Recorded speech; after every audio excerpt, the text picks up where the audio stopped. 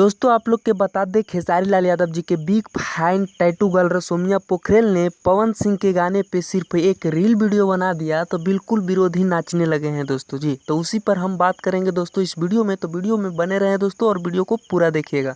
नमस्कार दोस्तों, हम हैं बिक्कू, आप देख रहे हैं अपना चैनल बिक्कू भोजपुरी न्यूज़। तो आप लोग के बता दें दोस्तों कि सिर्फ एक रील बनाए हैं पवन जी को गाने पे, जो कि विरोधी बिल्कुल पागल हो गए हैं दोस्तों। तो उन विरोधियों से मैं कहना चाहूँगा कि खेसारी लाल यादव जी के तो साथ कामें किए हैं, इनके गाने में डांस की है, एंटिंग किए हैं, तो खेसारी लाल यादव जी को कितना मतलब खुश होना चाहिए था। और वैसे भी अखिलेश कश्यप जी अपनी टीम से यानी खेसारी लाल यादव जी की टीम से बाहर कर दिए हैं, अब नहीं रखेंगे, ये लाइव में साफ तौर पर बोले हैं दोस्तों अखिलेश कश्यप जी।